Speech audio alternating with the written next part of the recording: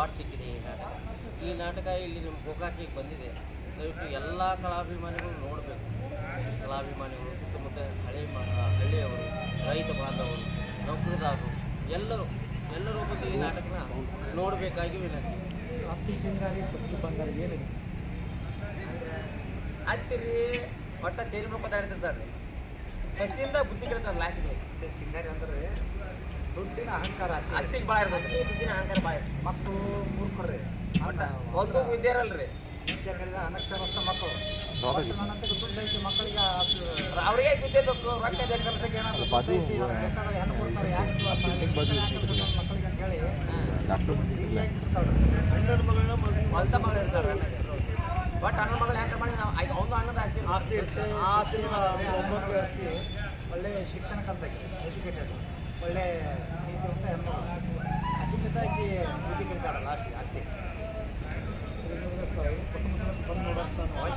ಅವಶ್ಯವಾಗಿ ಯಾವುದಾದ್ರೂ ಒಂದು ಮನೆಯಲ್ಲಿ ಒಂದು ಮಗು ಯಾವುದಾದ್ರೂ ಊರಿಗೆ ಹೋಗಲ್ಲ ಅಂತ ಹಠ ತೆಗೆದಿದ್ರೆ ಆ ಪಾಲಕರು ದಯವಿಟ್ಟು ಈ ನಾಟಕನ ತೊಗೊಂಬಂದು ನಿಮ್ಮ ಮಕ್ಕಳಿಗೆ ತೋರಿಸಿ ಅವನು ಮರನೇ ದಿನದಿಂದ ಶಾಲೆಗೆ ಹೋಗೋದಿಲ್ಲ ಅಂತ ಆ ಮಗುವಿನ ಬಾಯಲ್ಲಿ ಬರೋದಿಲ್ಲ ಅಂತ ಮೆಸೇಜ್ ನಾವು ಹೇಳಬೇಕು. ಈ ನಾಟಕನ ಅವನು ಮನಸ್ಸು ಕೊಟ್ಟು ಈ ನಾಟಕನ ಸಂಪೂರ್ಣ ನಾಟಕವನ್ನು ನೋಡಿದ್ರೆ ಮಗು ನಕ್ಕಿರ್ತಾರಲ್ರಿ ಸರ್, ಲಾಸ್ಟ್ಗೆ ಒಂದು ಸೀನ್ಯಾಗ ಹತ್ತು ಹೋಗ್ತಾರೆ ಸರ್. ಆ ಮಗುವಿನ ಮನಸ್ಸಿನ ಮೇಲೆ ಪರಿಣಾಮ ಬೀರಿದ್ರೆ ಅವನ ಜೀವನದಲ್ಲಿ ಅವನ ಶಿಕ್ಷಣ ಒಳ್ಳೆ ಅನ್ನೋ ಬಾಯಲ್ಲಿ ಬರಲ್ಲ ಅವನಿಗೆ.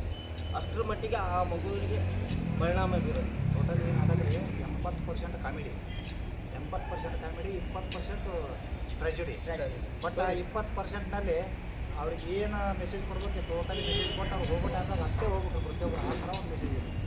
ಈಗಿನ ಕಾಲದವರೆಲ್ಲ ನಾಟಕ ಯಾಕೆ ನೋಡಬೇಕು ಅಂದರೆ ನಾಟಕ ರಿಯಾಲಿಟಿ. ಈಗ ನಿಮ್ಮ ಮನೆಯಲ್ಲಿ ಏನು ನಡೀತಾ ಇದೆಯೋ, ಹೇಗೆ ನಡೀತೀವೋ, ನೀವು ಹೇಗೆ ಮಾತಾಡ್ತಾ ಇದೀವೋ ಇದನ್ನೇ ನಾವು ನಾಟಕದಲ್ಲಿ ತೋರಿಸ್ತೀವಿ. ಆದರೆ ಸಿನಿಮಾ ರಂಗ ಹಾಗಲ್ಲ.